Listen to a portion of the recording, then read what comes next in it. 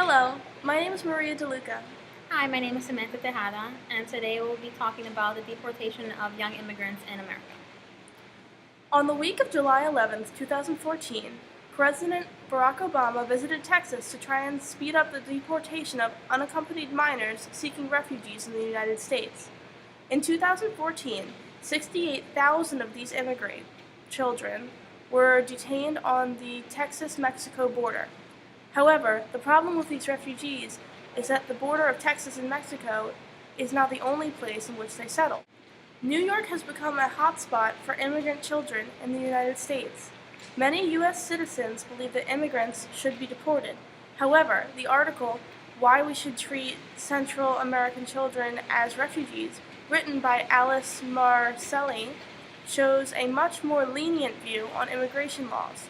In her article, written in the Al Jazeera News, she talks about her travels to Central America. While there, she saw a large amount of death and violence. She and her husband taught women how to treat the sick, but she knew it wouldn't be enough.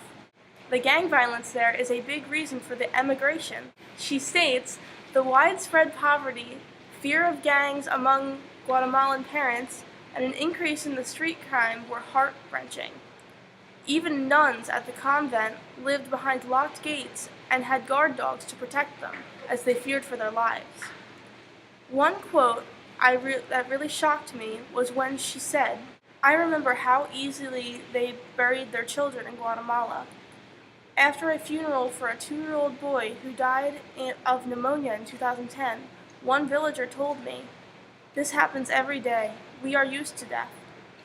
She then goes on to talk about how the conditions are horrific for children in Central America, and how they should be freely allowed in the United States as refugees, not necessarily immigrants. Towards the end of the article, she criticized the Obama administration and encouraged local and private groups to help the immigrant children around the U.S. On February 23, 2015, the New York Times posted an article by Kirk Semple titled, After Surge in Young Migrants on Long Island, Groups Team Up to Bolster Services. In the article, Semple explains how most of the children arriving in New York from Central America are settling in the Nassau and Suffolk counties of Long Island. Because of this, the local government and service providers are facing challenges to meet the demand of assistance due to the thousands of immigrant children that have settled with relatives across Long Island. Semple also states that a partnership of New York groups and a state agent said that it would invest approximately $500,000 to provide legal, mental health, and educational support to children on Long Island who recently arrived from Central America. As discussed in the article on Al Jazeera, many of the children are trying to get away from poverty and gang violence at home. However, Semple says that they were also motivated by rumors that the United States was giving away special entry permits to women and children. Ultimately, most were seeking to reconnect with their relatives living in the United States.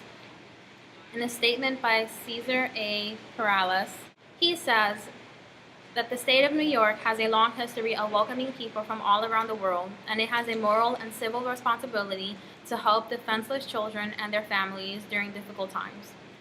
I agree with Cesar and with what the service providers are doing in order to help the young immigrants and their families fight deportation and deal with the issues that come with migration.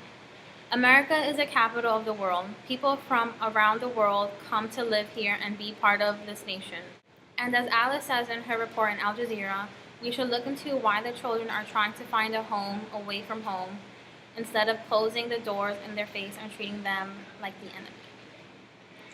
Thank you so much for listening to our presentation. We hope you enjoyed it.